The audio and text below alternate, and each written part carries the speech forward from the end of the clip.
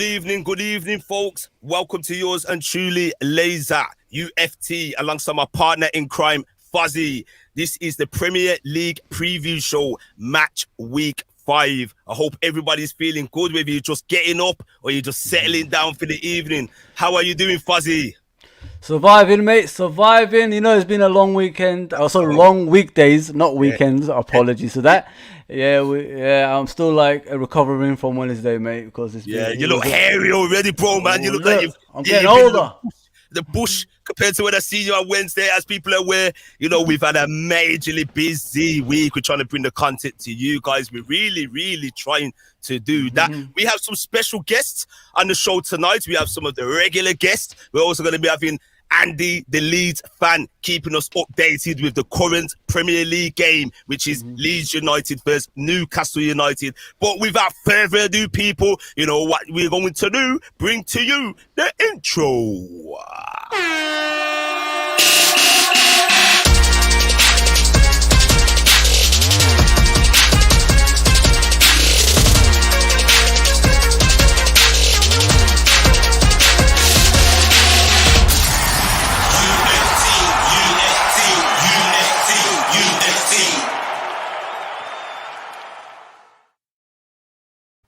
So, people, welcome back to Unscripted Football Talk, otherwise known as UF Talk. We have a few topics to touch upon tonight. It is Football Talk episode 2. We have a resident Patrick in the place. We have a newcomer, Tariq Talks, and Andy, the Leeds fan. Don't forget, people, please hit that like button and please get involved in the chat. So, without further ado, it's the Premier League preview show. Here we go.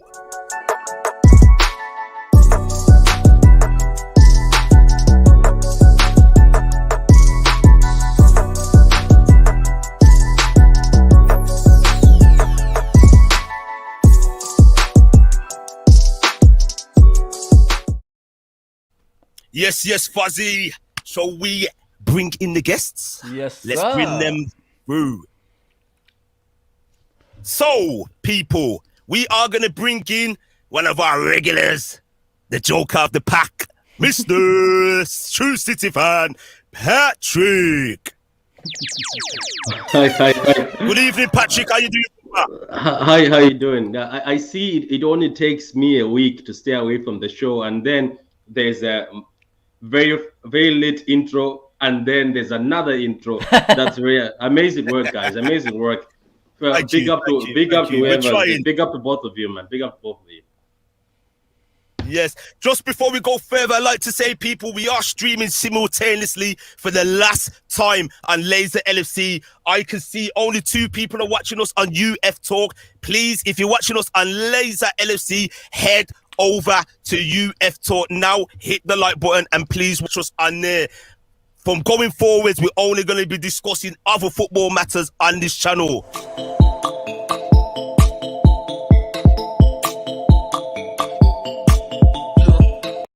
So yes, people, please do that for me. But we have another guest making his debut on the channel. This guy is very knowledgeable in his football. He's an Arsenal fan as well. Please go easy on him in the comments and on the panel. Yes, you, Patrick. I am going to introduce to you, making his debut on UF Talk, Mr. Tariq Talks. Pow. Thank you very much. Hello, everyone. Hello, guys. Thank you, Lazer. Thank you, Fuzzy. How you doing, Patrick? It's a pleasure being on here. It's a pleasure joining your channel. Ever since Lazer got in touch with me, I've been keeping an eye on it. And you know what? You forgot to do, Lazer? Where is it? Oh, man. I can tell you've had a long week, man. Lucky, I know it's been a long week. That's my other person down there, Lazer, LFC person. But let's give it to the people. Lazer. Yes, people, you know how we do. Even though I'm absolutely blitzed out of it, we're going to try and bring the energy to you. My partner in crime, Mr. Fuzzy knows. In the meantime, between time, we're going to bring to you Mr. Andy, the Leeds fan, and he is going to update us with the current Leeds United versus Newcastle United scores. Andy, how's it going in that game? At the moment, in the second half, we've got the ball at the moment. just building an attack up, but nothing to report at the moment. Just gotta hopefully wait and see what happens. Okay, and know? how are Leeds United doing?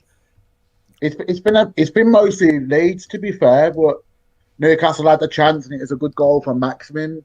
The defence should have done a lot better, but it was a good goal. So 1-1 at the moment. Just gotta hopefully beat them. Leeds have got a very good track record against Newcastle as well. So I'm feeling confident that the boys can do it. Yes. Thank you for that. You're gonna be bringing us updates for the duration of the show. We hope to see you on after on the panel. Thank you, Andy. Oh. So, people, we're gonna get stuck into the topics. What we have tonight, as we usually do, we will bring to you what is the highlight of tonight's show.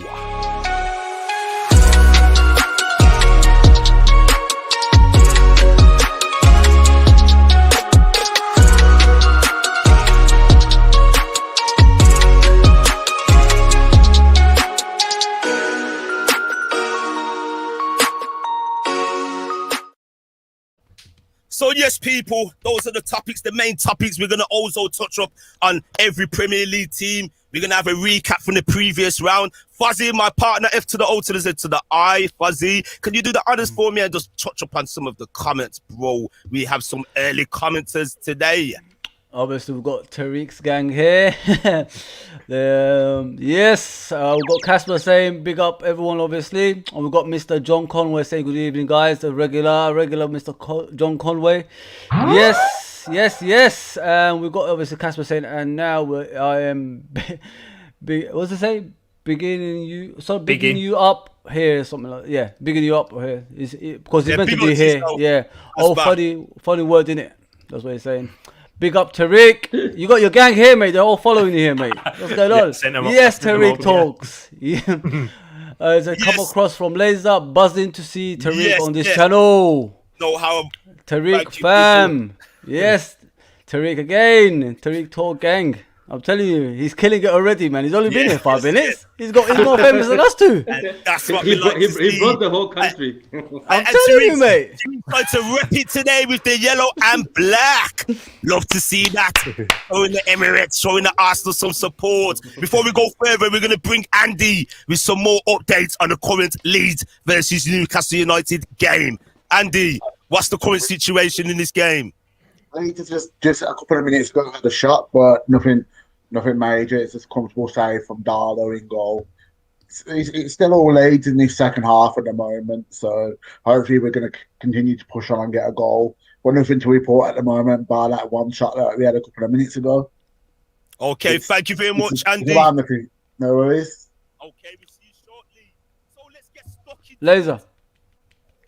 Can you hear me? A bit louder, bro. Bit louder. Normally my volume is way too loud. Check 1 to the 2 to 2. Yes, Can you hear me now? Much better. I tried to lower it a little this week because I felt like I was overpowering last week. So trying to get the balance right. But anyway, people, we have Patrick. We have Tariq Talks. First appearance on the platform. We're going to get stuck into the topics. Big up to everybody that has joined us this evening and the usual gang. You know what to do. Smash that like button and subscribe to the channel. Yes, people. So, before we go into the topics, do we do a recap? Fozzy, do you want to do a recap from last week? Or should we leave that to later? Do you want to do that for us? Let's do that, I can share the screen. Yeah, go for it, bro. Yep. So just bear with me, people. Just bear with me. Okay. So, bear with me 1 second, people. This takes a bit of time. Okay, so there we have it. So we're going to start. We're going to do it the backwards way. We're going to start from the last game of the round. As you're aware, Everton 3, Burnley 1. Andy Townsend scoring, Andres Townsend, I should say, scoring an absolute peach of a goal. Fuzzy, do you want to take the reins for the rest for me, please? Yeah, let's do this, bro. Obviously, we got, Leeds and Liverpool. We watched that game. And unfortunately, obviously, Harvey Elliott has had an injury during that game. He had a dislocated ankle. He should recover as soon as possible as well. We won the game 3-0. But it was we was a dominant team and we deserved that win, 100%, bro. Yeah, it was a good victory, but it left a sour taste for all Liverpool fans with Harvey Elliott getting injured. To be fair, he was showing so much support for the footballing community. And then a surprise result of the weekend, Saturday lunchtime, Crystal Palace 3, Tottenham Hotspurs 0. You know, Espirito's first taste of defeat as Spurs manager. What was your thoughts on Palace, Fozi? Was you impressed with their display? I watched the game. I watched bits of it and that. Palace did play pretty well, to be fair. Even with 11 men, Tottenham had 11 men, they were still playing. They were doing their things, you know what I mean? Especially Zaha. Zaha on the left wing was just dominating the right back. It was like tit for tat, but he got the better of the right back eventually, and then he scored the penalty. And then that Edouard, who came from Celtic, scored 2 goals, man, as a substitute with his first touch, I believe. No, second, because he had to control it, and then he placed it in the, obviously in the goal. So yeah. Listen, Palace. I know a lot of people are not giving Patrick Vieira any hope, but they've done pretty well. Man. Yes, and then we move on to a game that was highly spoken about. It was viewed by some quarters as a relegation 6-pointer. Hang on, Lazer. 1 second. Did one of the guys in the panel say they're gonna lose Arsenal? Not the fan of Arsenal. He knows what I'm talking about. He knows who we're talking about. Yeah, he's got a big, massive chest cat grin on his face. So sorry, Patrick. Sorry. To our new guest on the channel, Mr. Tariq, what was your thoughts on the game? Arsenal 1, Norwich City 0. For me, the result is all that mattered in this game. I thought the performance was a lot better from what we saw in the previous 3 games, of course. Brentford 2-0 defeat. No chances created, really. We didn't look a threat against any of the teams, Brentford, Chelsea or Man City. Whereas in this game, we actually had 30 shots, which is the most shots we've had since December 2017. Aubameyang had quite a few chances. For me, he should have scored at least 2 in that game. So yeah, it was all about the result. Bit nervy towards the end though. Norwich did look dangerous, trying knocking on the door. We had to do a few last minute blocks, like last ditch defending, but the result was all that mattered for me. Yes. We're going to talk more about Arsenal in tonight's show and Arteta as well. Then we move on to Brentford. The Bees losing their first game in the Premier League against Brighton Hove Albion. Then Leicester City 0, Manchester City 1, the current Premier League champions. They made very hard work of the game, but Bernardo Silva came through with the goods to give them the full 3 points. And then Fuzzy, talk to me about this game. Oh God.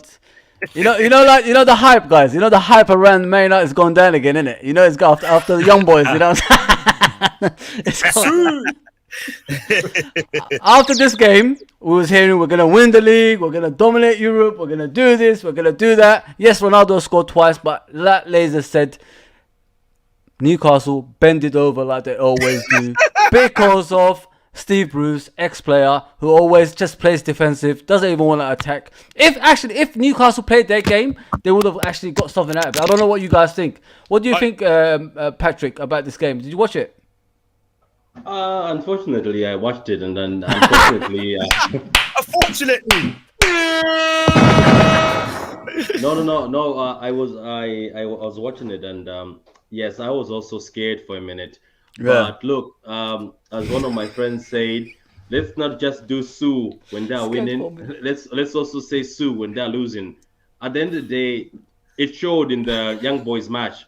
These guys are not complete. Oli is not a good manager, and he's not going to get them where people think he is.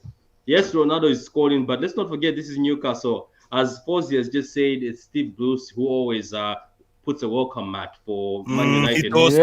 And the rest. Whoever it is. Like, look at that. They're playing against Leeds, and they're playing better than what they were playing against United. And Leeds are fitter than United. Look, let me just give flowers where it's due. It looks like Ronaldo has come in with a vendetta, but he hasn't done it against very strong defenders yet. Against young boys, he tried, but he's an old man. You can see when he was running past the defender caught him. If that was Ronaldo years ago, you're not catching him. But let's just wait. I'm just waiting. Okay, they're going to prove me wrong if they play against a very strong team like Liverpool, even Arsenal, to be honest with you, with the back four they have right now.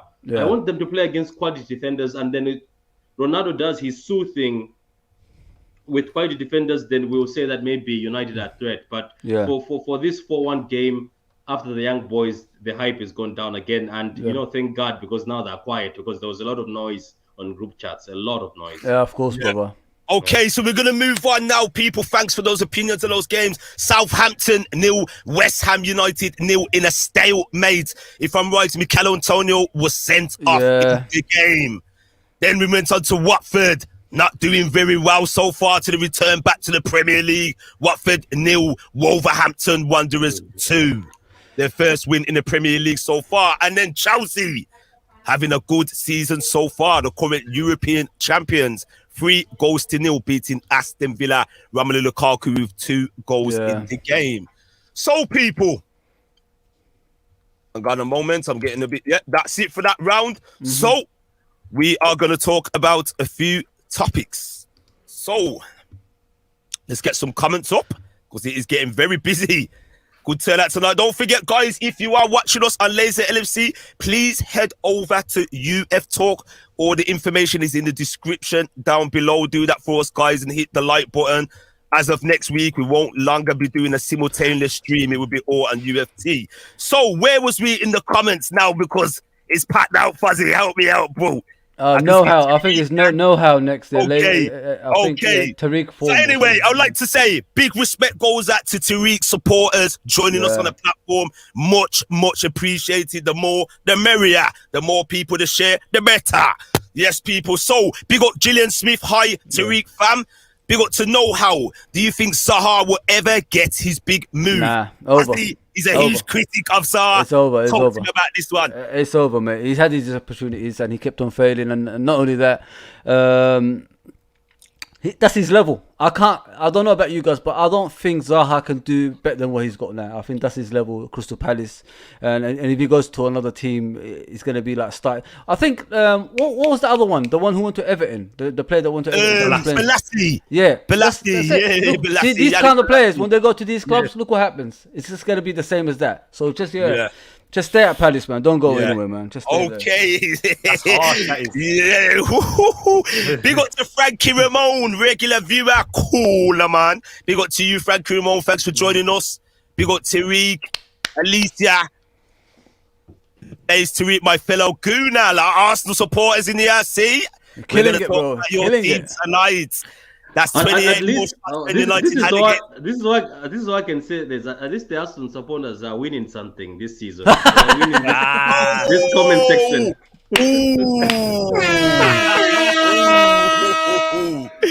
Big up to Fadzil as well. He's an old man, fittest player ever. Fadzil, yeah. An old man that outscores Lukaku, Inter that won the Serie A.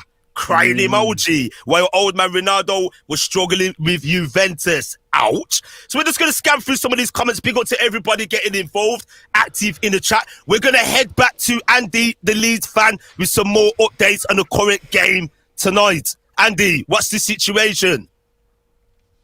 Leeds have just had a shot from Click, but it's simple save from the keeper. Also, Newcastle had a really good chance from Maximum as well, but the keeper made a strong save at the near post and nothing came from the corner. It's been, in the last 5 minutes or so, I'd say it's been very much Newcastle. They're coming back into the game. Maximum's causing all sorts of problems for Leeds tonight. He's showing what a quality player is on his day, and tonight is definitely his day. Okay, and how long's remaining in the game? Hold on. Do we have a chance? 29 minutes? Yeah. No, okay. 29 minutes left. Now, I just thought we had another chance, so I was just waiting to say. And no worries, I'll let you know if I hear anything. Not sure what's going on there. Where's all the guests? I apologize for the technical hitch. Anyway, we're gonna move on and we have loads to talk about today. So we're gonna start with one of the big games of this weekend: Tottenham Hotspurs versus Chelsea. Tariq, how do you see this game going down, brother? Well, looking at the start of the both teams, Spurs initially, when they started their season with the first 3 games before the last international break, 3 wins. I do think, though, it was a bit of, what would you call it, like a false storm, a red herring. tight because they did win. Yes, they beat Manchester City. Patrick, I did think they deserved that victory against you, and that's not only because Manchester City didn't really pose much of a threat.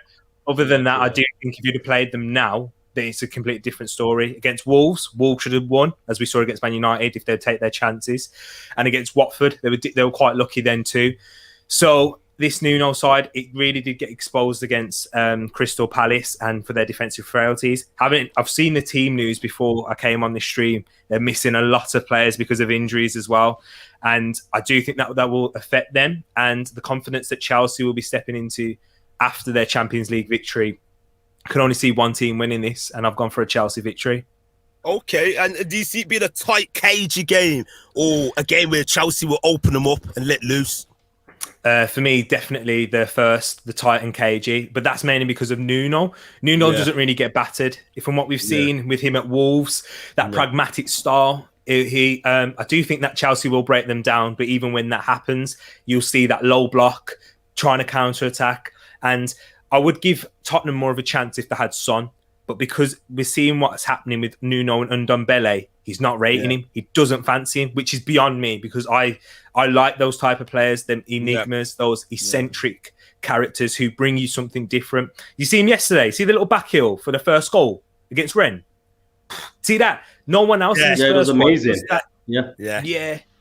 And for me, that's why he needs to play and they need more creativity. That three in midfield, what was it? Winks, Højbjerg, Skip. You got to be kidding me. There's a Premier League to try and create. Nah, but that's what Nuno does. And he's going to be relying on Kane to be a goal scorer and a creator. And he doesn't have Son to be the man in behind. So, I do think it'll be cagey, but Chelsea will take the victory in the end, overpowering. Lovely stuff, Tariq. Fuzzy, how do you see the game going down? Do you see it being a blockbuster game or a game that doesn't live up to the hype and potential it can be? The only hope I got for Spurs is being the home team. That's it, mate. Chelsea is just too good at the moment. Chelsea. Even if they have to grind out a result, they will do it. That's how they're playing at the moment. You saw them in the Champions League the other day, 1-0 win. Yeah. It could be a cagey game. It could be a fast game. They'll still could play in different levels. You know what I mean? Because they got the players, they got the bench, they got the starting lineup. I could see Chelsea winning by 2-1 on this one. Probably Harry Kane will get a goal. That's about it, really, mate. Yeah. You know what? A lot of people are writing us Spurs. I remember the opening game of the season, and everyone was saying Manchester City are going to batter them, and we've seen Spurs come out the victors. I've got faith in Spurs doing something to Chelsea. I think this is where Chelsea are going to come unstuck. I really do think they're going to come unstuck. We know how they can play. They play very pragmatic, they're strong in defence, very compact as well and composed. But I just feel like the home crowd at Tottenham Hotspur Stadium will see them through. I just got a sneaky feeling Tottenham are going to win this by a 0-0. Patrick, how do you see the game going down, fan? Spurs versus Chelsea this weekend. Lazer. You know what? Fair play to you, Lazer. You've given them hope, but after what Eric just said, that team is injured, man. I think Son is the most important player in that team. I think they need Son more than they need Kane. Yeah. And look, they're playing in the Conference League. You just listen to the name, Conference League, and they're struggling against teams. Mad. It's crazy, isn't it? Yeah, and they're struggling against teams that have got Wi-Fi passwords. And Patrick does it again. At least he's going for Spurs and not Arsenal. Yeah. I know, but just imagine the struggle. I watched the game yesterday. They were struggling for a while. They were doing well. They had to come back. But against Chelsea, if Chelsea are on it, tomorrow might be a day when a long day. Nuno is going to feel the pressure. If maybe he doesn't pack the bus and lock up and decides to play football with Chelsea, I think it's going to be bad for them because, trust me, I never thought I'll say this, but Son seems to be the key. Son seems to be the key at that team. Yeah. And Harry Kane, I'm sorry, it looks like the guy wanted to leave. He still wants to leave. He wants out. He wants out. Man. Yeah. And I believe it's going to happen still. I believe something sneaky is going to go down in the January window. I really believe that. And I think he's going to go. When you look at him, he just looks sullen, long-faced, almost like he's held to ransom, you know. But he's it's like what I'm doing. Like, what am I doing here? You know what I mean? That's what it is. And he's a player that deserves to win, you know, top honors. I don't want to see it happen at your team, though, Patrick. You know, but let's be honest, he's a very, very good player. We're gonna get to some comments now before we move on, because it's quite busy tonight. Hang on a moment. Where was we before? Trying to see where was we talking about Balassi. Yeah, so big up to Jake Richards in the place. Zaha is happy being the star man. Big up to Tisha M. Balassi was a one-trick pony. Zaha is legit and is definitely a player that could easily play for a team pushing from 7th to 10th in the league. Respect to the man. Now, Tisha M, what Fuzzy was alluding to, for me, I believe he could have made that move maybe 2 seasons ago. I wouldn't say the boat has sailed away, that ship has sailed, because it's never too late. But for me, he's become a little bit stagnant. And if you look to the top 6 teams, your Leicester Cities, if you take out, let's say, the traditional top 4 of the equation, who is he going to play for? I don't know what you guys... Those teams. Lazer, I don't know what you guys think, but in my opinion, from what I've seen, he used to be more consistent than he is now.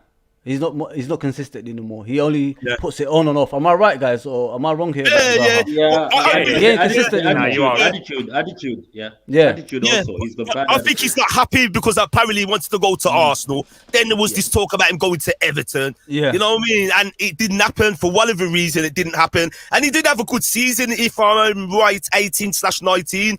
You know, there was even some Liverpool fans saying we'll have him as like a Manny understudy. I remember hearing Liverpool fans saying that. And for me, he's regressed immensely. He's really regressed, man. And it's quite sad to see him. You know, I think for me personally, that move going to Manchester United all them years ago was way too soon. And sometimes that can stay with you as a player and haunt you. You can either grow from it and become better and kick on, or go backwards. And for me, he hasn't shown his full potential that he can achieve. Yeah. Anyway, so big up to This Is Football in the place. Get Patrick off the show. He says, big up to yourself, Hussein.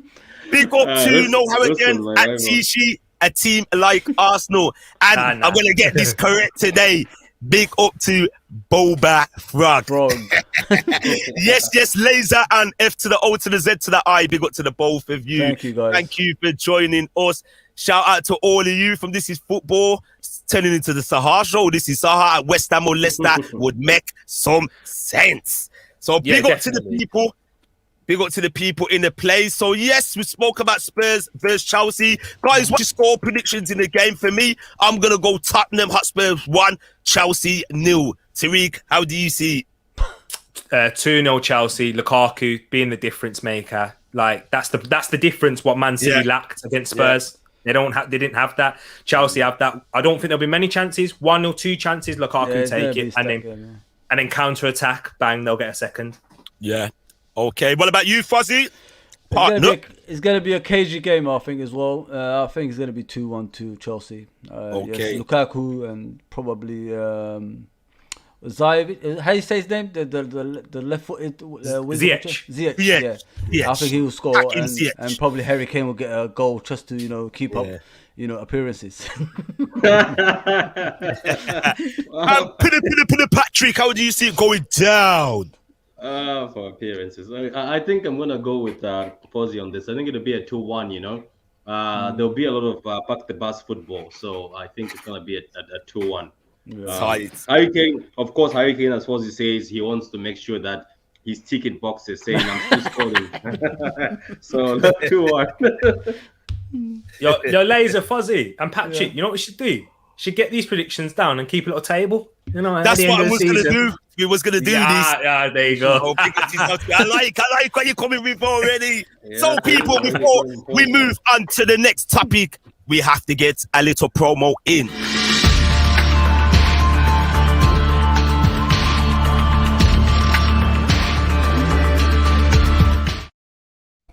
So you know what to do, people. Hit that like button, and if you haven't done so already, please drop us a subscribe. We are going to move forward now to the man in question, Mr. Romelu Lukaku. How is his impact for Chelsea so far? Fuzzy, do me the honors, please. Listen, it's his obviously first proper season with Chelsea after the first stint. I think it's just a honeymoon period. I don't think it's going to last as much as people think it is. I think he's going to probably decrease eventually. Don't get me wrong, Chelsea are doing pretty good with him at front. But we've seen this before, you know, with Lukaku. He's going to like burst into fire and then drift away afterwards when people find him back. That's what I think in a way. But you never know. He might do pretty well. And yeah, I think he made a good impact. But how long is it going to last? That's what I want to know. Yes, well said, Fozi. Thank you. What about yourself, Tariq? How do you see it going down? Lukaku's second return to Chelsea. You know, he's been round the block. You know, he had a great impact for West Bromwich Albion on loan. Then he went to Everton, scored plenty of goals there. And then it was time for him to make the step up, which he did, to Manchester United. He had a great first season for them. But under Mourinho, he regressed. You know, we went backwards and then he went to the Serie A with Inter Milan. Done a great job there. We know what Lukaku could do. Excellent for the international side, Belgium. He scores goals. Is he going to be great this time round for Chelsea? Is it going to work out? What do you think, Tariq? Yeah, definitely. And I actually disagree with Fozi. Quite like, I don't think he's going to have that that drop off anymore. He's a completely different, I wouldn't say completely, but he's still the same goal scorer that he was previously. Lukaku, even at Manchester United, he scored goals.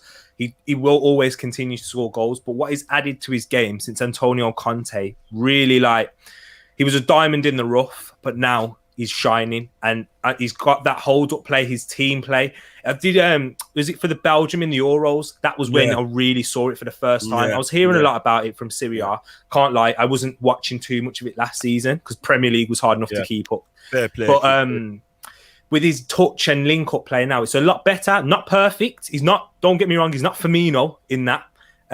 But he is a lot better at that game. And what is required from him at Chelsea, I don't think that he will be involved in the link-up too much, only for the counter-attacks. So I do see him scoring 20 to 25 goals in the Premier League. Yeah, I'm with you on that. You know, I have to disagree with you, Fuzzy. You know, a lot of people are writing him off. There's another half of people saying he's going to be top scorer. I actually think he's going to be Chelsea's saviour this season. They were lacking in goals, you know, from a centre-forward point of view. I think their top scorer last season was Jorginho, from the penalties mostly. It was like 6 goals. And that's a very, very weak return. I do think, you know, he's played his trade, he's paid his dues, and he's come back fresher, his mentality's better, his attitude's better. He knows what he's capable of. You know, he's been given an opportunity. Check 1, check 2. Yeah, push I'm not sure. I'm going to have to change my XLR cable. This is the same. Anyway, so yeah, we're going to move on to Patrick. Let's get your thoughts on Romelu Lukaku's impact so far and how will he do for the rest of the season, Patrick? It's good, but again, as I said, I'm still waiting for Ronaldo and Lukaku to play better defenders. Lukaku, unfortunately, even though he's improved in a few things, I think all of you can agree with me. The guy still can carry the ball. If you give him the ball away from the goal, somehow the ball gets stuck between his legs. I don't know when he's going to learn how to carry the ball. He did it against Arsenal when there was a counter, he failed. The ball went behind him. I don't know what he's doing. Liverpool as well. So he's gonna have to learn how to, I think, carry the ball a bit. Like learn how. Yeah, I think against Liverpool was one of the clips people were laughing at. But overall, let me give credit due where it's due. The guy was criticized. He's called Timberland, Team Boots. People saying he plays as if he's wearing jeans. Skinny jeans or some jeans. And I know it's not me. I'm just saying what the streets were saying. So I know you're killing me, though. Word of the streets. Word of the streets. I'm pretty sure you heard about the Team Boots, right? You heard about the Team Boots thing that he plays as if he's got Team Boots. His first game is bad, but I was impressed. I've seen him. He's improved. He's helped himself improve. He's 28 now, isn't he? So he's matured as a striker. Yeah, definitely. I think he's gonna bang in the goals now, but unfortunately, I still don't see him as. This is just me. I just still don't put him as one of the elite strikers. He has to convince you, innit? He has to convince you. I mean, that's why I said, like, it's the beginning of the season. Everybody can be the best at the beginning of the season. I want to see. It's a marathon, isn't it? I want to see when it goes further. How long can he last with this form? Because we've seen this before. We've seen this before, people. I mean, and it's yes, you play good in Italy, but what's Italian league to Premier League? It's night and day. Night and day. I just feel with Lukaku, when he's going to play the bulk of the cannon fodder, the lower teams, he's going to bang in the goals. I just really see, he's comfortable, the way how he plays off the shoulder, how he holds up the ball. I know what you're saying when he comes up across the elite defenders, your Van Dijks, Diaz's, etc., to name but a few. Is he going to do the job? We've already seen him play against Van Dijk and he had a torrid time, already. But I just feel like what Lukaku will bring to Chelsea will be enough. But overall, will it be enough to bring them the title? You just said Diaz. Patrick, let me ask you a question, mate. No joke. No. It's just a question. We're coming to Man City later on. Did I see Diaz as a captain and De Bruyne was on the pitch yesterday? Yes, you saw that. What happened? Look. For me, let me be honest with you, right? I said it before, and I know I was attacked. De Bruyne. Have you heard the man speak? Have you heard? Remember that clip where you said, "Let me speak"? That was his voice. Let me speak. Do you seriously want to be losing in a Champions League game and listen to this guy make a speech at halftime? No. Get the huddle around.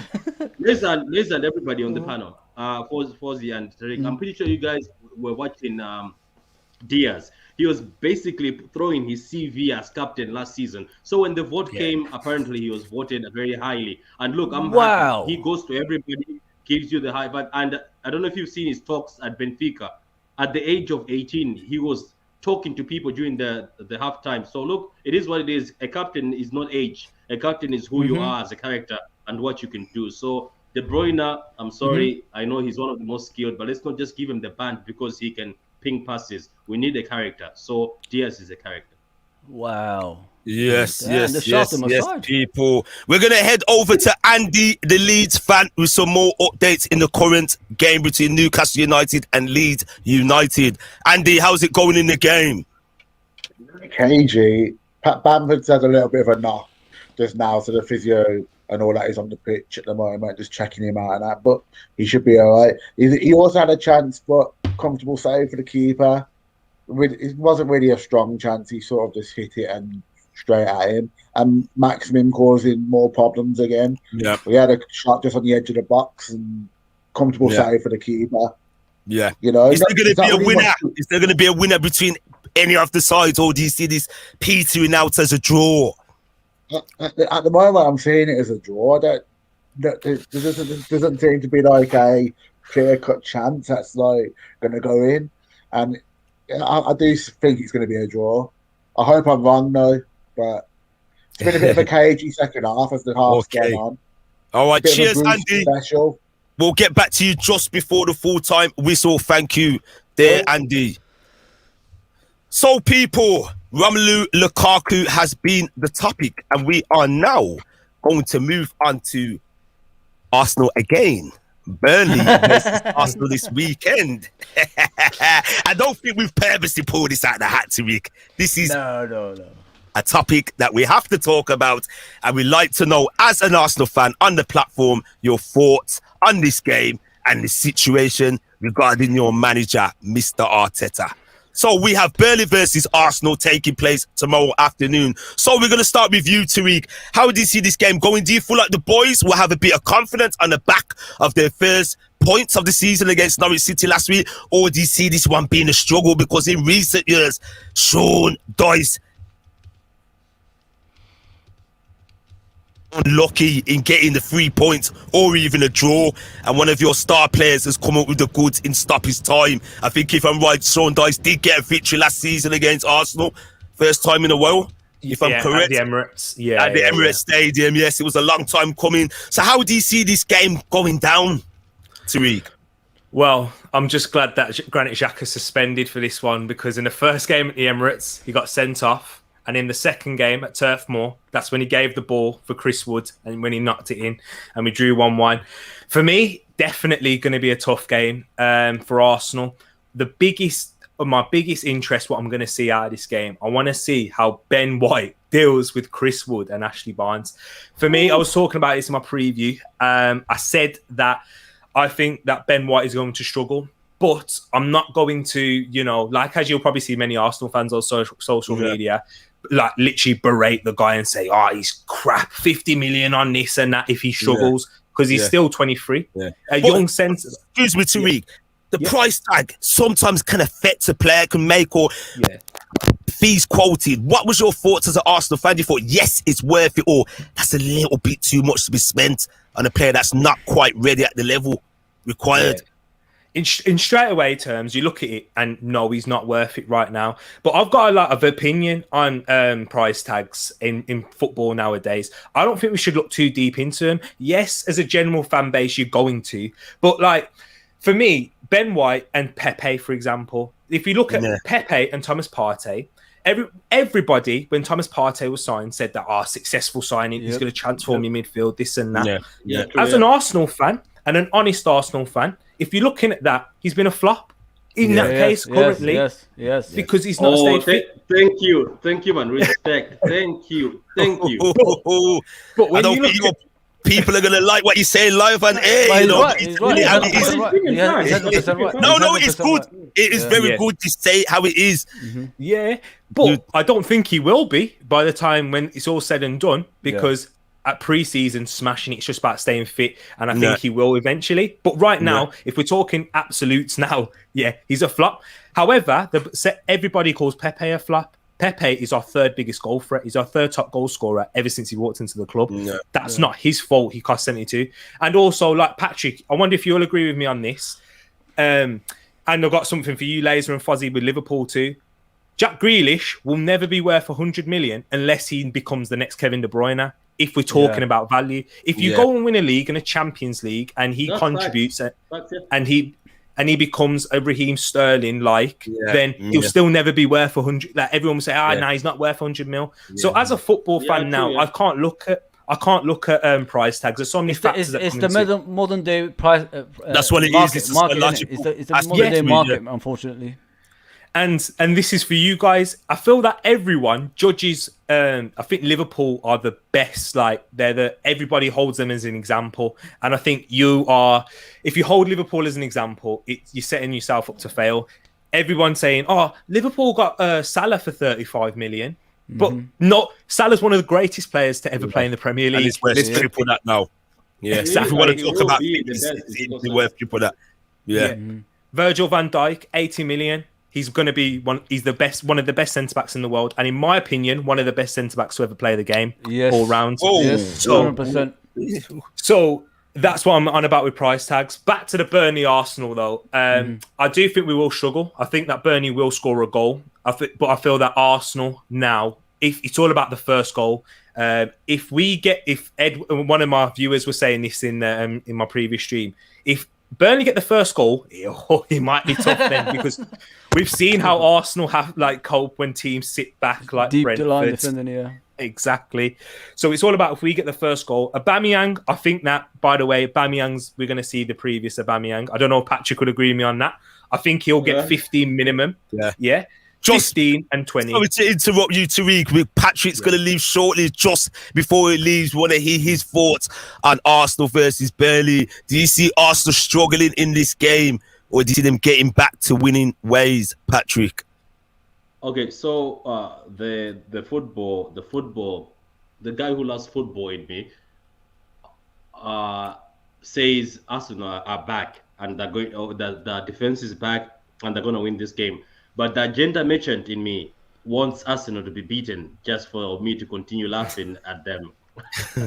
It is more fun. It is fun. It is just fun. It is just fun. But you know what? Being serious, I think this is going to be a difficult game because Burnley are one of the worst teams to play against. They are going to. They're horrible. I know. Yeah, they're gonna pack the bus, hoof the ball, just kick it in front, clear it. So I don't know. Is Arsenal good in the box? Because that's where Burnley gets that joy. Because if they get corners, they're going to be getting corners. If they get corners, who do you have confidence in that defense that is going to defend those corners? And is Ramsdale very confident with, as a keeper, going to command his area and get those balls? Well, for me, Tommy Yasu, our new signing, 6'2", very physically imposing. He plays at right back, but he can also play centre back as well. Gabriel's very good in the air. Did he score against Burnley? Was it Wolves in that game? I can't quite remember. However, Ramsdale, I have a lot more confidence in Ramsdale to claim crosses than Bern Leno. We've seen what Bern Leno's like from crosses. The man's a vampire. He hates crosses. So, literally, that's a good one. Come on, Lazer. That deserves Lazer. Come on, that deserves. But yeah, we have him. However, after this season, after losing David Luiz and replacing him with Ben White, I actually do think that we've not improved aerially in the transfer window. So yeah. Yeah, thank you. Are you going to get going now, Patrick? Are you going to stick around for a bit longer? No, I have to daddy duties. Daddy issues. Papa Patrick. Yeah, but what I can make a promise though that starting from next week Friday, I'm going to be finishing off the shows, so I'll be with you guys all the time.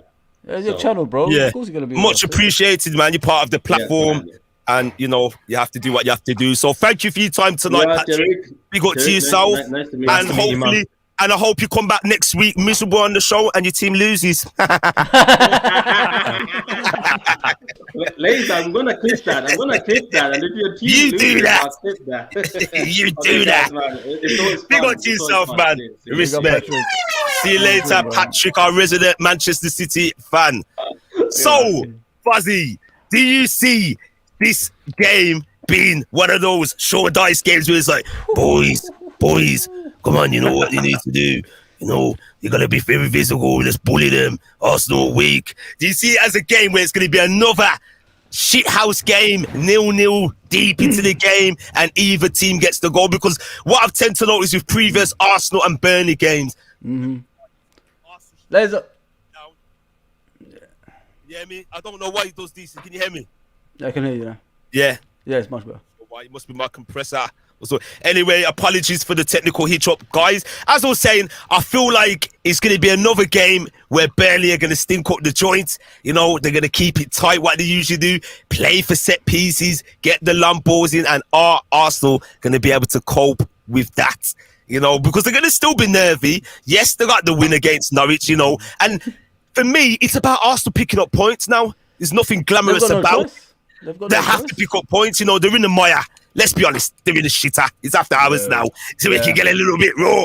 You know what I'm saying? No disrespect to your team, Therese. And to be honest with you, as a football fan that has been watching football for many, many years, it's quite sad to see Arsenal like this. Yes, we can laugh and reminisce in their demise and have a bit of banter, but when you see a club as big as Arsenal FC, you know, way back from the Gooners, the history they have, and they're in this predicament, it's not right. You know, and I know as an Arsenal fan deep down, it must be paining you, especially the last week, seeing the table, Tottenham at the top and you at the foot. That must be the stuff of nightmares, something you never, ever, ever thought you would see. So, Fuzzy, how do you see Sean Dyche causing trouble for Arsenal, or do you see it being another one where sometimes Burnley just come up short and they look lost and devoid for ideas? God. Man, I feel for Arsenal. I really, really feel for Arsenal. The Mitchell brothers are going to do them in, mate. He signed a new contract, don't forget. So the players are going to be up for it. Arsenal. It's sad to see you down there. But, you know, when we was down there, nobody felt sorry for us either. So, you know, I'm kind of enjoying it. And, you know, kind of feeling sorry for them at the same time. Because they're better than this, innit? Let's be honest. Arsenal are much better than this. And they're one of the biggest clubs. They've never been relegated either. And seeing them like 2 seasons in a row in the bottom half, it's not a nice sight. But I'm sure they'll find their way back to the top half of the table. But I got a feeling this Burnley game, Burnley's going to beat them, and then they're probably going to go back down to the bottom 3. I could see like a 2-0 win, man. I can't even see Arsenal scoring. Normally I give Arsenal hope because they got Aubameyang, but where has Aubameyang been since he signed the contract? You know what I mean? We're still obviously he scored the last game, whatever, but it's not the Aubameyang we know. The pace is gone, and it's just the battle of the midfield, and there's going to be a battle of like Woods and Barnes and whoever plays up front with Woods. You know what I mean? That's how it is with Burnley. It's a wrestling game, and they're more or less they win their battles when they're at home anyway. But yeah, Arsenal, I'm sorry, man, 2-0 win to Burnley tomorrow. Tomorrow, I feel, you know, I find it very hard to envisage Burnley scoring 2 goals. I just can't see it. Can't. You know, 2 goals against Arsenal, they'll have to have a very stormer of a game, and I could only see that coming Is it from set pieces? set pieces, yes, set pieces, corners, free but that's what I'm kicks, looking for, or because you know, penalty. you look at Arsenal's backline, like Tariq said, they're short. You know what I mean? They're not even that Yeah, big. You know what I mean? very short at the moment. Me and Lazer spoke about Arsenal before in depth before Tariq, and I said the reason Arsenal are where they are at the moment is because they stepped away from what they are really good at, which is hard working, big men. You know, like it was a proper men football you guys had, like you know, tall guys and all that stuff. Now you just got these slight players like Arsene Wenger left you guys with, and you haven't recovered since. You just got to go back to basics. If you go back to basics, the Arsenal way, start from the beginning again, then you can work your way up to this tiki-taki and all this stuff you guys want. You know what I mean? That's what I think, anyway. Yeah. We're just gonna stop you there, Fuzzy. We're gonna bring in Andy, the Leeds fan. The game is into injury time now. Andy, what's happening in the game? Maxim's had a chance or so, but a good save with the keeper. But other than that, it's just been just cagey, and it's been a bit disappointing. You know, it looks like it's going to be a 1-1. Yeah. No one looks like they're going to score. And the only player who looks like he's going to score is Maximin, or whatever his name is. He's been absolutely quality tonight. Yeah. I think he's a good player, right? You said Maximin. Yeah. I think so too. Yeah. He's been absolutely brilliant. It's been the Maximin show. If I'm being honest, especially in the second half. So Andy, if the scoreline stays the same, who's going to be happier with the results? Is either team not going to be happy? Can either team say they could have done better and came away with the 3 points, or is it just right how it is? The game sort of it's been a close game. A 1-1's probably about right, but I'd say as a Leeds fan, I'm disappointed because we're usually so good against Newcastle. I was expecting us to win tonight. You know, start our season officially, but it's another draw. We're having too many draws at the moment. Yeah. Something you didn't do last season. Yeah. It was either win or lose. You know, when you're getting a few draws in there now. We have had a tough start, to be fair. Like we've had Man United, Liverpool, Everton, and Burnley, and 3 of them teams are in the top 4. Yeah, fair play. I mean? So you could join us after the full-time whistle for your thoughts on that game, Andy.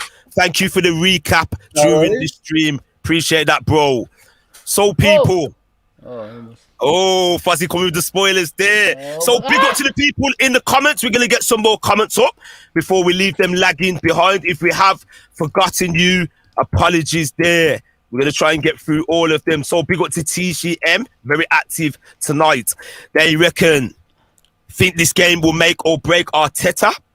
Know-how going backwards and forward. They agree with that 100%. And then we have know-how again. Arsenal are one of those teams where you look at their players and setup and have to say that the manager should be getting much better results. He seems to be the weak link. And we are going to talk about Mr. Arteta shortly. Big up to everybody else in the comments, TCM and know-how. So, final score, we have a result. Newcastle United 1, Leeds United 1. It finished. So to share the points. So guys, we're going to talk about Arteta, but we're going to get a quick promo in first. Make sure you subscribe to UFT, like and subscribe UFT. It's Ryan here, and make sure to subscribe to UF Talk. Hit that like button and subscribe.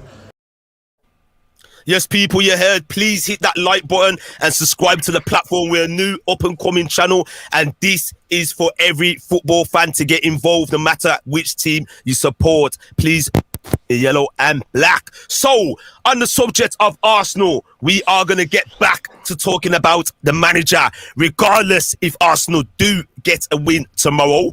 And I'm going to give it to you first. Tariq, is Mikel Arteta still under immense pressure? Most definitely. For me, Arteta, I'm one of those Arsenal fans that hasn't been in or out. If I was to lean more, I would say currently at this moment in time in, because and it's not mainly because of the results, obviously. When I look at the job that he has been given, I don't blame Arteta. This is the owners. I never wanted Arteta in the first place when he was linked with us. When there was that whole situation where Everton got Ancelotti and we got Arteta, I wanted Ancelotti then because I feel like we needed an experienced head.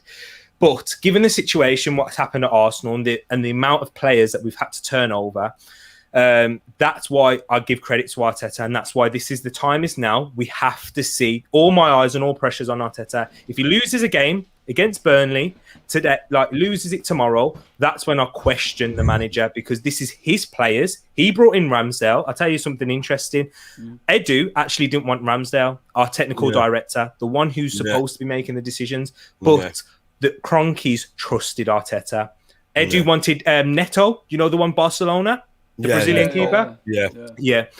But no, we trusted Arteta. Arteta went Tomiyasu, etc. So now we have to see those players perform, and we have to see them not just beat Burnley. I want to see progression in their performances as well. So we got that result last week. So yeah, pressure is on Arteta, and everyone who knows it comes from my channel. The manager that I want, if Arteta leaves, and if and when the managers, the board do decide to get rid of him, is Graham Potter.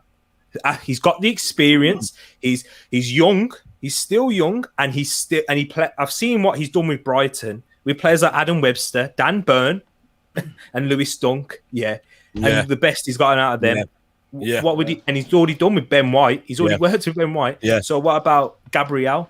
On the subject of Graham Potter, I believe he doesn't get the plaudits he deserves, and the reason is simple. He's British. That's what the reason is for me. If he was a Spanish continental type manager, he would have got much more plaudits. It's like David Moyes and Pellegrini, isn't it? That's what it is. Everybody wanted Pellegrini. That failed. You know what I mean? Sometimes it shows when you got money, you could do a miracle. But when you haven't got money, you're the lowest of the low. So what did West Ham do? They went back to Moyes. That's how it is, mate. Went full circle and came back around again. So, Tariq, going back on Arteta, let's cast it back to 18 months ago.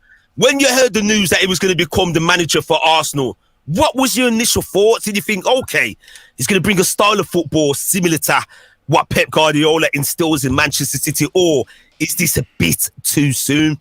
What was your initial thoughts on hearing Arteta becoming a manager for Arsenal?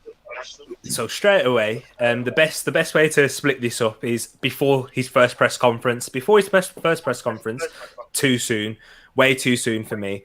However, when I did see his first press conference and how he spoke and how he came across, very different to how Arsene Wenger spoke. How he said, "You're either doing it my way or the highway, basically," and that's what he did. And in terms of and how he spoke, and we have seen it with Guendouzi, his actions have told. Actions speak louder than words. How he's treated Guendouzi, I've seen the Arsenal fan base go mad at that. The whole situation with Ozil. This is what Arsenal fans were calling for and screaming for. We needed to be more harsh and roll with the iron fist a bit more. So he's had to really help Arsenal try and transition into that. So that was how I felt prior. And now this is the big time, as I keep alluding to, the big time to see if we have made that transition yet. Because this is something that you Liverpool fans can relate to. I'd say we've moved out of the era where we signed Jovanovic and Charlie Adam. We've got rid of those type of players. Jay Spearing. And now we're starting to bring I like where you're going with this. We're starting to bring in the Coutinhos. We're starting to bring in those Coutinhos that they're coming through the Sterlings, and hopefully next season we may get our Suarez. It's going to take time to read. Looking on the outside as a neutral fan, you know, for me, I just don't see Arteta having the minerals to take Arsenal to the next level. And the reason be, modern day football fans do not have the time and patience, and they'll simply will drive him out. We're not going back to the 1990s, or let's say even the 80s. You know, I could cast back to a great manager of all time in football, Mr. Sir Ferguson. You know, he was given 6 years to get it right at Manchester United. If you fast forward to this modern day, there's no way on earth he will be given that required time. So football's come a long way, and I feel with the advent of social media or the social channels involved as well, and we're talking about one of your biggest fan channels as well, that has an impact. I don't believe Arteta's going to get the required time. You can see what he's trying to implement. You can see it there, but I just feel, say, for me, the job came a little bit too soon, and he needed to cut his teeth elsewhere first before he jumped to the Arsenal job. You know, and I admire him for taking it on. You've got to admire a person that's going to say, you know what, I'm going to have huge balls here, and I'm going to try and do a job, you know, and make a name for myself. But sometimes it can make or break it, and he could end up failing. And I feel sad for him. You can see the strain on his face when you see him in the last 6 months. He looks like a dead man walking, Tariq. And I feel he's going to be one of the managerial casualties in the next few months, regardless if you win tomorrow. I really do believe it is a dead man walking. Yeah, I've got a question for you, but I want all three of you to answer this because, relating it back to that Liverpool point again, do you see him as more as the Brendan Rodgers, the someone who's built this now and ready to pass it on to a Jurgen Klopp type? Because I think it's closer to what he is. Yeah, I'm gonna let Fozi or Andy take this one first. Go on, Andy. You want to say I don't think he's the Brendan Rodgers type, because even when Brendan Rodgers was at Liverpool, he was still a good manager. He nearly got them the Premier League title. You know what I mean? That's how good Brendan Rodgers was as a manager. But Arteta, he just seems like he seems better as like an assistant coach. He doesn't seem like a manager to me. He's not. That makes sense. He's won the FA Cup and that, but he seems more like an assistant manager. You need like a Conte, a Graham Potter, even Brendan Rodgers, for example. Do you know what I mean? Yeah. Brendan Rodgers would have been a good fit. Yeah, but it's the name. As Brendan Rodgers, why would you want to move sideways to Arsenal when you had a good project with Leicester? I understand where Tariq is coming from, like Brendan Rodgers and Arteta comparisons. The thing is with them two. The reason Arteta is still in the job is because he's won the FA Cup, isn't it? That's what's keeping him in the job. Let's just be honest here. With Arteta, the issue with him is he tried to change the style too quickly. He need to get the right players in order for him to implement his style of football. Unfortunately, you don't have the actual finance for that. So what did he do? He had to settle for the players that was already there, and he still got those players that's already there. He hasn't got rid of all of them. You look at Klopp; it took him time. Get players in, and then he's got his own players there, as well as the good players we had previously as well. So that's why Fozzy, speaking about Jurgen Klopp, and this is not me saying it with my Liverpool hat on or Liverpool head.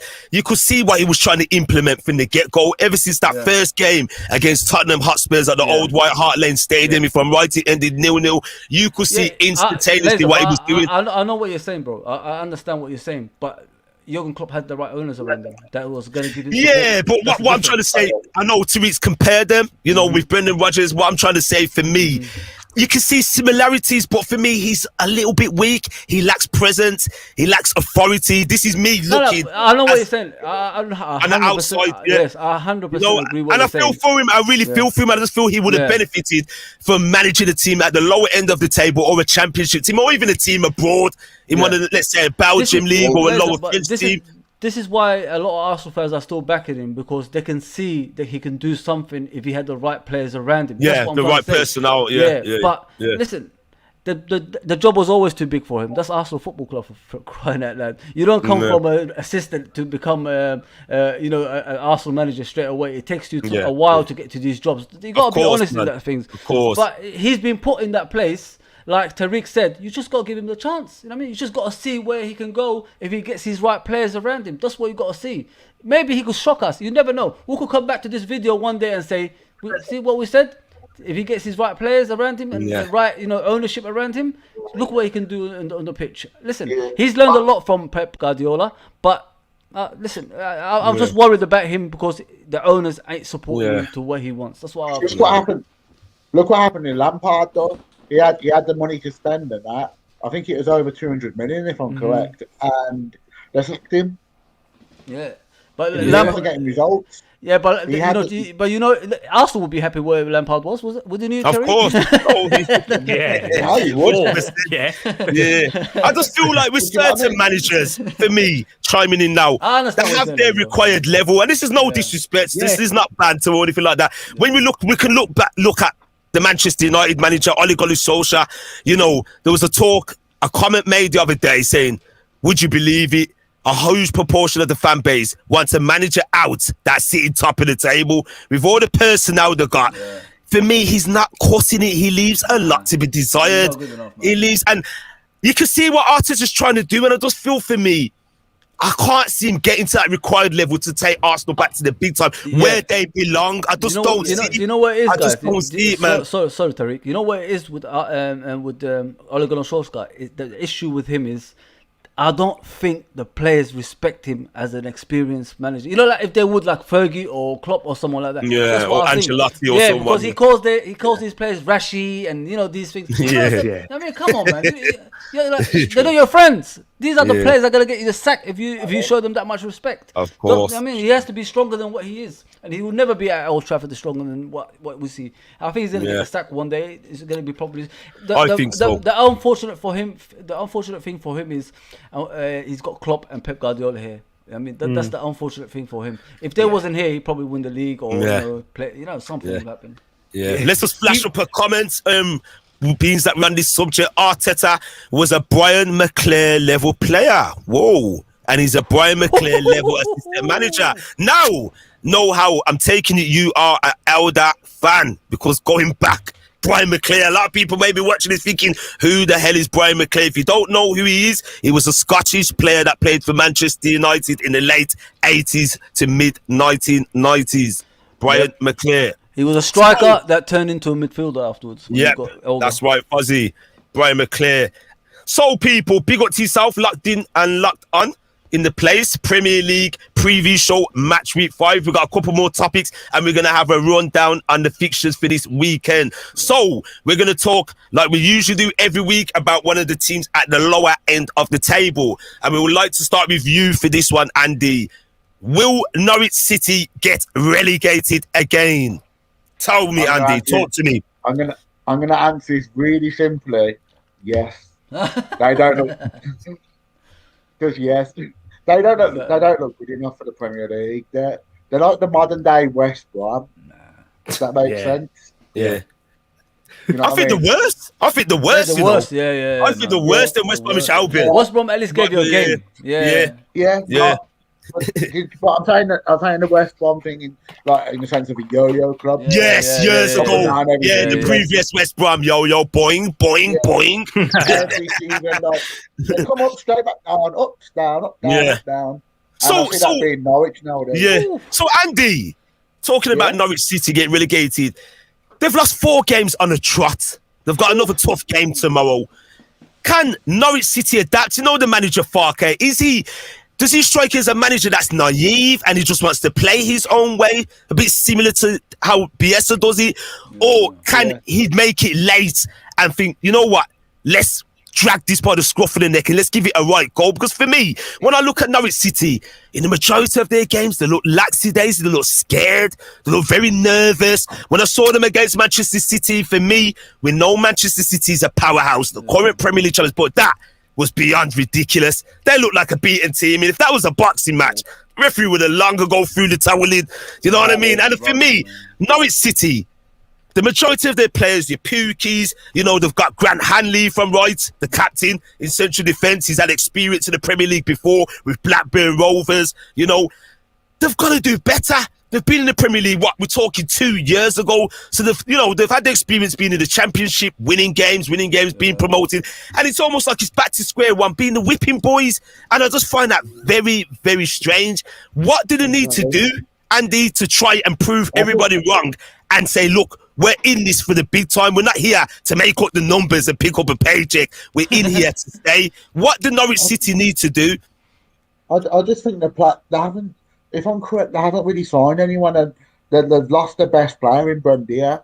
We're losing Buendia and not really replacing him. They are going to struggle this season. I don't think they've got player for player. They're not good enough for the Premier League. It's like they're far too good for the Championship, but they're not good enough for the Premier League. It's true, man. It's true. It's gonna be problems. I think Farke is very naive. He tries to play his way. Yeah, I don't think he has a plan. At least with Bielsa, he has a plan B. Yeah, he'll say that he's only plan A, and obviously, but we have different formations that we play. Farke just seems to play the same way, and it's not working. They've got experienced players like Prawn and that, But Yeah. it's not the right experience. Cole's a good goalkeeper, but he hasn't got a good team in front of him, so he's going to struggle. And I think Norwich will really struggle this season. They will. They haven't.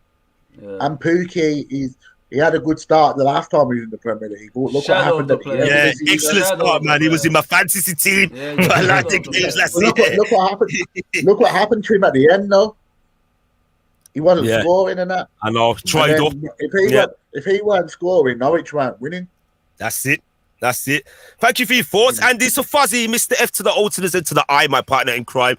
How do you see? How do you like? What does Farker need to do? And I know it's City in the Premier League to make the numbers up. But how do you see? Are you disappointed in them on the return? Did you expect better from Norwich this time round, having had the experience prior to being in the league? Because it's not so long ago, you know. You've asked for like what do they need? I think they need a new manager, mate. You know, what I mean, that's what I think. I know like people love this Barca and all this stuff, but he's playing the same football that he played a couple of seasons ago. You know what I mean? You're not learning from the past mistakes, as you said. It's more like a circus. You know what I mean? It's like if you want entertainment, just go and watch Norwich now. You know what I mean? That's how I see it. You know what I mean? You got Catwell doing this and that, you know, and all this rubbish. we don't need.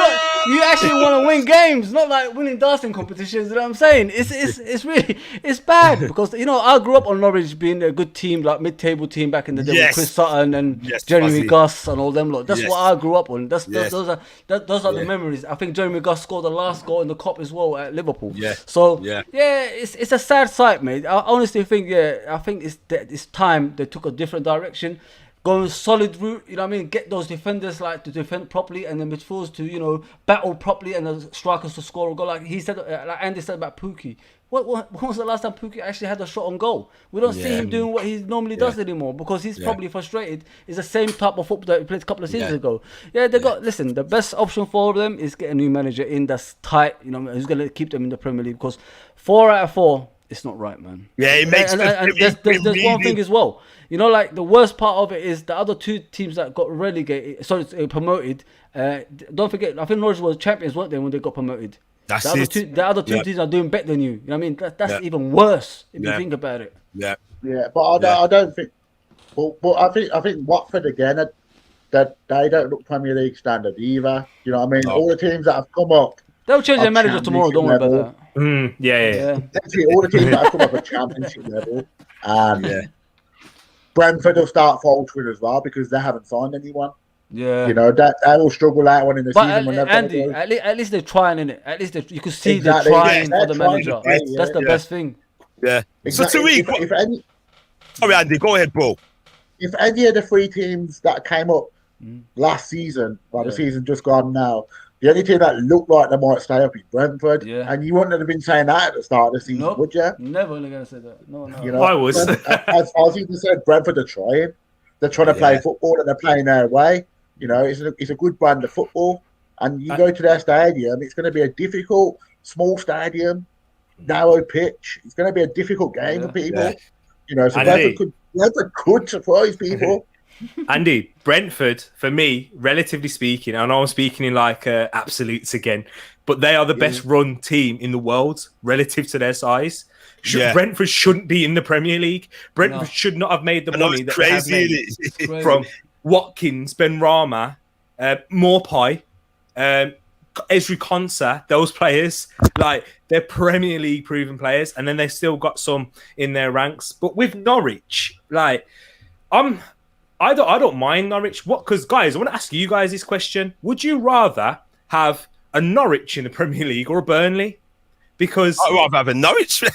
Of course, Norwich. But like I said in the previous stream, this one, sorry, Dan. You're always going to get a Burnley no matter what, mate, Tariq. You know what I mean? That's how it is in the Premier League. If Burnley leave, there's a Stoke coming up. If Stoke leave, there's another, you know what I mean, Oldham coming. That's how it is. Yeah. It's always Wimbledon, crazy guy. It's always been like that. So but I think what people are saying now, it seems like Burnley have outstayed their welcome. And I don't want to disrespect Burnley fans. I'm sorry, Dan. In advance, I apologise. This is one of our resident Burnley fans on the platform, Dan. Okay. But for me, I don't know, man. I'm not going to go in there tonight. But anyway, as you can see, people, Norwich City are in trouble. They've lost 4 of their current Premier League games. As you can see there, they lost 3-0 to Liverpool in the opening game, 5-0 to Manchester City. They did beat Bournemouth in the EFL Cup, and then they lost to Leicester City by 2-1 and an Arsenal last weekend. So already they're in a huge negative goal difference, and it's going to be very hard for Norwich to recoup the points. For me personally, guys, I see Farke, if they want to move forward and try and stay in the Premier League, they're going to have to look elsewhere for another manager. For me, he's too naive and way too open. Yeah. Too open. So, guys, we're going to go on to a quick little general Premier League chat. We're going to talk about the fixtures for the weekend before we hit the road for the night. So I'm going to share my screen once again with you. In the meantime, we're going to get a jingle for you.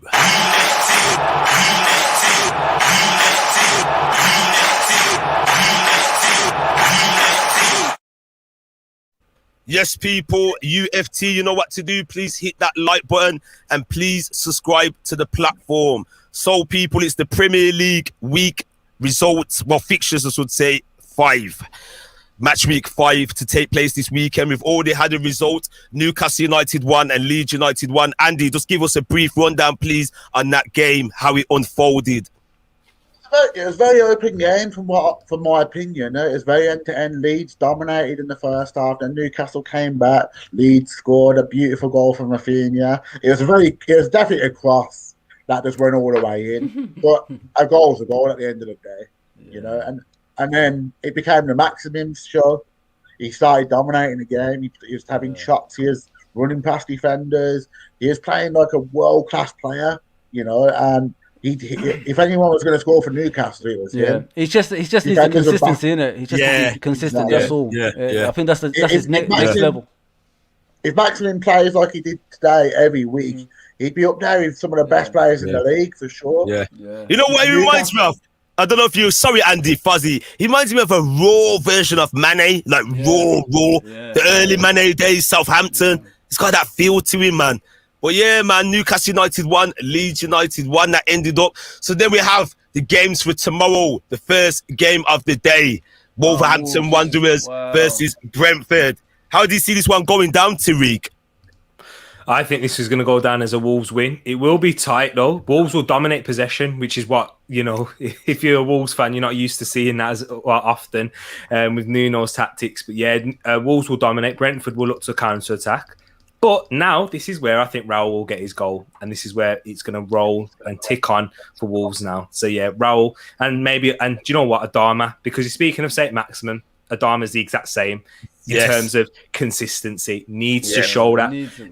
If they had a consistent end product, Adama would be one of the best players in the world, just like St. Maximin. So yeah, I've gone for a 2-0 win towards me. Yeah, fair dues. And then we move on to Burnley versus Arsenal. We already covered that one already. And then Liverpool versus Crystal Palace at 3 p.m. Fuzzy, how do you see this one going down? Are Crystal Palace going to make a game of it for Liverpool, or Liverpool going to run out easy victors? This is the time Zaha turns up, isn't it? It's gonna be yes. So it's gonna be a tough game. It's always been at Anfield. No matter who the manager, Allardyce, Hodgson, it doesn't really matter who the manager is. They always do well at Anfield for some reason. But yeah, I can see us winning this game. I think the big guns are gonna come back for this as well. Van Dijk has to come back after that defensive performance we saw the other day, Lazer. And Thiago's gonna come back in as well. So I could see obviously us dominating possession more. And we just got to learn from past mistakes when we played Palace, isn't it? Just don't play it into their hands. The thing, like the reason they do well at Anfield is because we play tit for tat. But if we play our own game, I think we'll do better, mate. I think we're going to win that one by 3-0. I think so. Apparently, there's talk about Konate making his debut either in this game tomorrow or the game against Norwich City in the Cup next week. Cup. Yes, I certainly agree with that, Fuzzy. We then move on to Norwich City versus Watford, 2 teams that have been promoted for the Championship. Norwich City versus Watford. For me, I see this game ending up in a 1-1 draw. How do you see it, Andy? I was about to say the exact same thing. I think it's going to be a score draw, 1-1 for sure. I don't think both defenses will keep a clean sheet. What about yourself, Tariq? I've gone for a 2-1 victory to Norwich, and the main reason for that is I think Watford are better than Norwich. Watford have a better squad than Norwich all over. However, with the whole Cisco Munoz situation at Watford, if he loses, he'll get sacked before the next international break, and there's no pressure on Daniel Farke, so I think that will tell, and they'll grab the victory in the end. Yeah, good point, man. Okay. Thank you for that. And then we have one of the main games of the day, the pride of the Midlands, the Lions, Aston Villa versus Rafa Benitez, Everton. Everton have gone slightly under the radar, people. Yep. They've gone under the radar, you know. I think we're just leaving them behind, concentrating on the big four teams. And if you look at the table, they're right up there at the moment. But can they sustain that for the course of the season? For me, I see this game, Villa, you know, finding it hard to break them down. I think Everton will score first, and I do believe Aston Villa will nick it.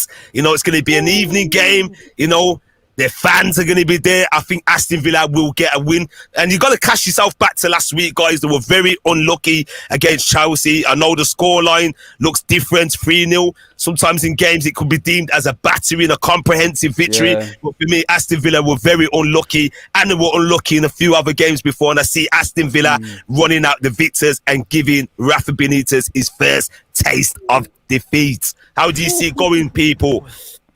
I think it's going to be the other way. Rafa Benitez is making Everton into a very strong defensive side and a very strong side in general. They've had very good results so far, and they're top four for a reason. You know, they're playing well, they're winning games. I was happy about Leeds getting a point out of them. So, God, I don't want to see them.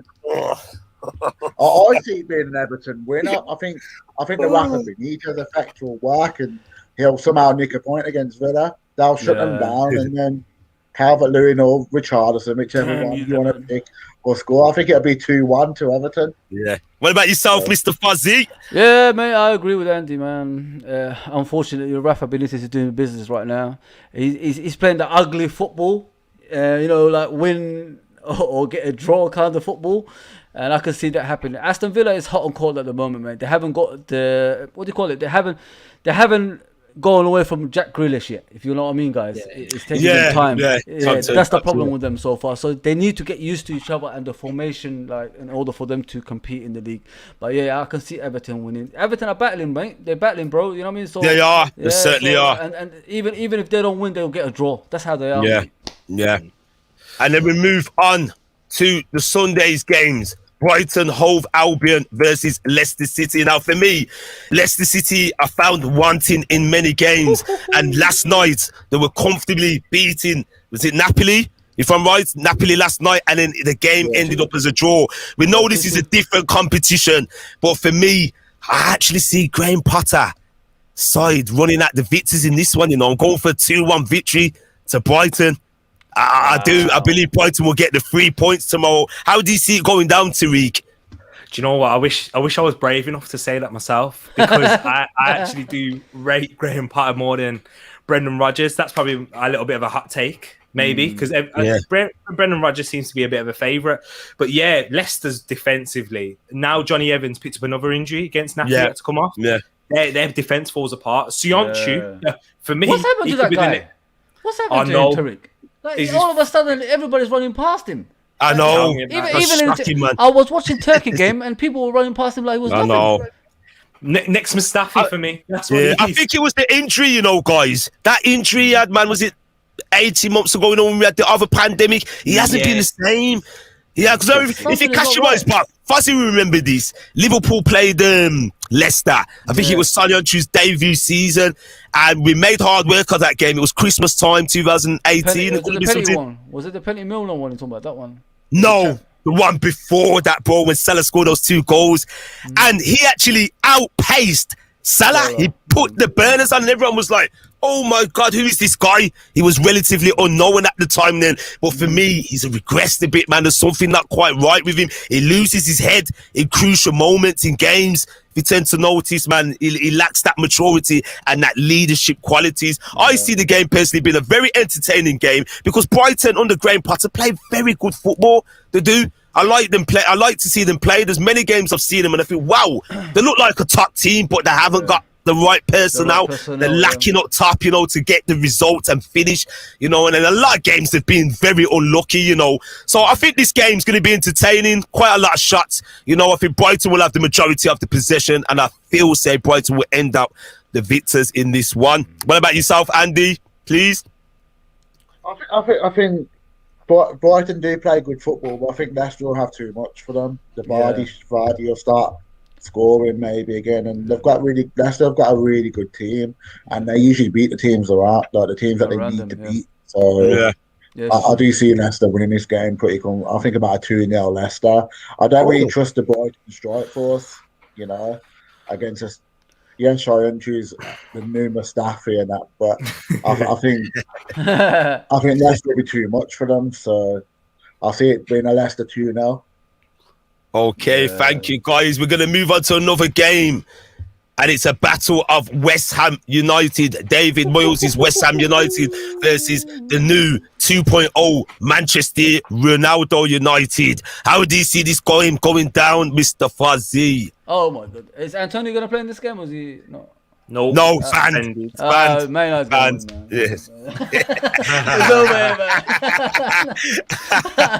man. It depends. It depends on West Ham how they're gonna come out. You know, I mean, if they dominate the midfield, I think they can win the game.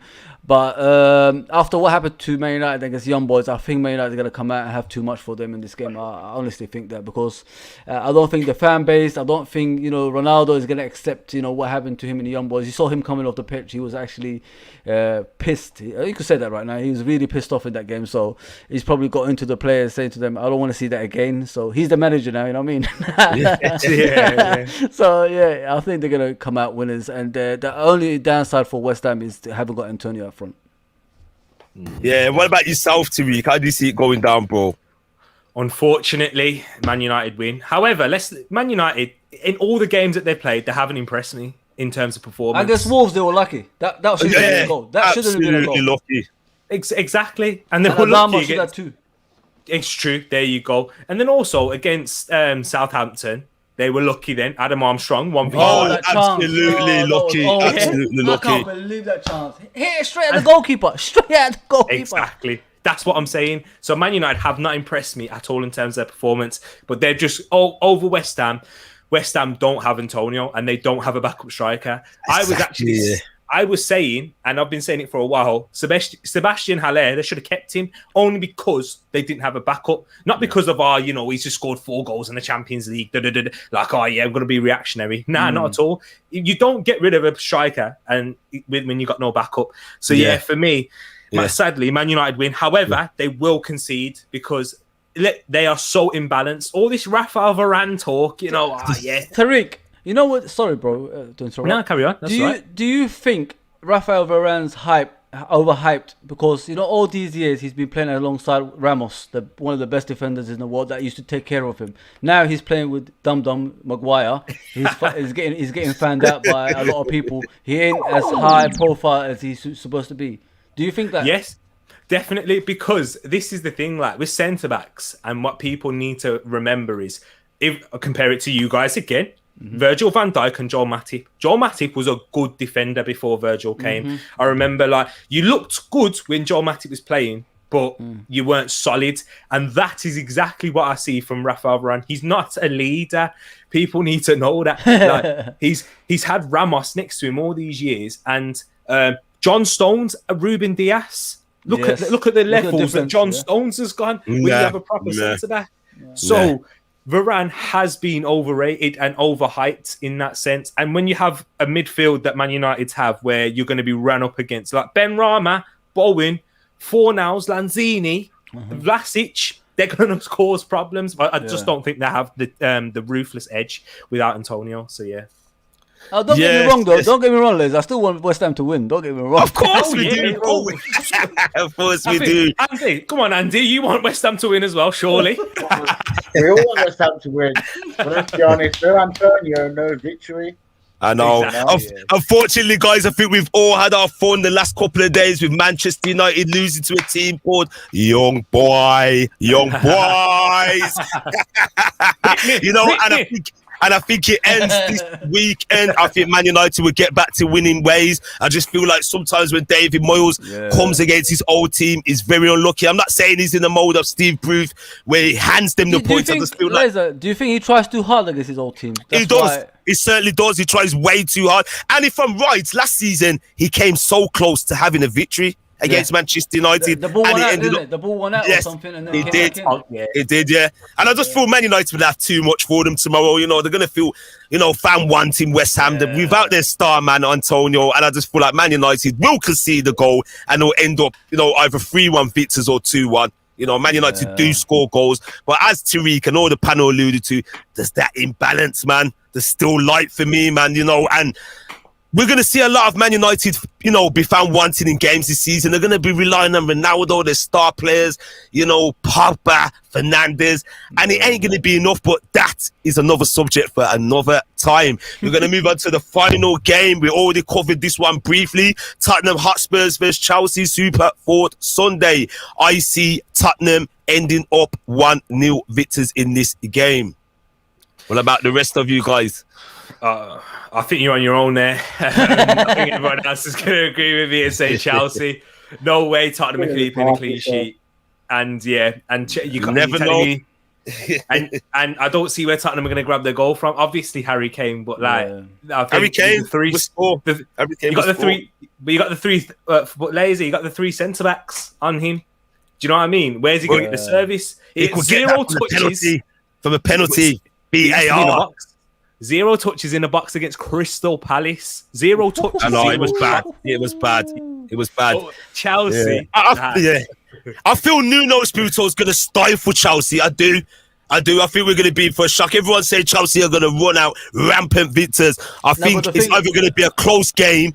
I really do, guys. I know where you're coming from, Lazer, but this Chelsea can grind that freaking results, mate. I'm telling you. We know this. Pissing me off. It was pissing me off. When a team gets complacent, and this is the thing, Chelsea at the moment are on top of the world, European champions, probably soon to be world club champions, you know, and sometimes underestimating the opposition gets you in the shitter. And I just feel like it's going to be a game where Chelsea might have a torrid time. Lukaku may be trying a bit too hard. They can't get any joy. And I feel like Spurs will get their goal for a bit of luck. I hope so, maybe. And we all hope so, because Chelsea need to lose some points. What about yourself, Andy? What about yourself, Paul? I think it's gonna. I think Lukaku is going to be too much for Tottenham. Lukaku at the moment, I think he scored 4 goals in 4 games. Yeah, including Europe. Exactly. Lukaku's on form, and I think Lukaku's going to be too much for Tottenham. You know, if Tottenham scored, but you got to think Tottenham have got Son and Kane. There's no Son in it. Son's not playing. No Son this weekend. Yeah, he's out. Chelsea are winning then. I think it'll be a 1-0. I think it'll be a 1-0 Chelsea. Let's get to some quick comments. Big up to Fadzil. He predicts Spurs 1, Chelsea 1. Tishi, don't sleep on Nuno. He can make any game ugly. The show's still on. Yes, we are still going strong. An hour and a half running. So yes, people, we're going to wrap up now for the Premier League show. Before we go, we're just going to get our brand new guest to talk to the people and tell them where you can find him. So Tariq, tell the people where they can find you. Yeah, so guys, thank you for letting me come on, Lazer and Foz, man, and nice to meet you, Andy and Patrick. But yeah, you can find me at Tariq Talks right there. You should be able to type it in and you'll see Tereak, all on the socials as well. So yeah, thank you. Yes, big up to yourself, Tariq Talks. It's a pleasure to have you on. Pleasure, and we hope to see much more of you, and all the best for your team tomorrow. And Mr. Andy, the Leeds fan, tell the people where they can start seeing you. Are you going to get them pages set up? Talk to the people, Andy. I'm going to get them pages set up, and it's going to be Andy, the Leeds fan. But if you want to follow me at the moment, it's Andrew is Awesome 2013. So you follow me on my Instagram. And soon I'll set up the official Andy, the Leeds fan Facebook and Instagram page. Yes, lovely stuff, Andy, man. It's a pleasure to have you on. What is it now? Your 3rd time on the show? And I really appreciate you watching the game and covering that in between moments. And my partner in crime, talk to the people and tell them what's next in store for UFT. Fuzzy, please, my partner. I'm going to be doing the Chelsea, so Tottenham and Chelsea game. So I'm going to be here on Sunday, hopefully, and I'm going to be doing obviously Liverpool and Crystal Palace tomorrow as well. So please join me on that. We've got a lot of stuff on this channel coming. We're going to have different guests in the future as well. So please tune into this channel. If you haven't subscribe. Please go to Lazer LFC. Please go to LFC Rest Forever channel as well. We're going to keep going. That's what we're going to do. We're going to keep on going on these channels, man. And with your help, we could get to the promised land. So please subscribe, like, share, everything. That's, all the good stuff. Yes, Fozi, and big up to all the people, big up to all our guests as well, all the people in the comments. We do respect that. Big up to Alicia McLean, big man like Tariq, the big man like Tariq. Oh, yes, Tariq, big up to yourself, and thank you for bringing the people along. We do appreciate that. As Fozi was saying, just share the platform and get involved. Feel free to send us a message and you can get involved and have your say on the channel. So that wraps it up for tonight's show, the Premier League match week 5. Please join us next week again. Stay tuned to the socials, as Fozi alluded to, for more information and updates. So, people, if you're just waking up, have a good day on the other side of the pond. If you're just going to bed, have a good night's sleep. If you're ready to do a graveyard shift, well, good luck to you. Until the next time, people, peace. I'm out of here.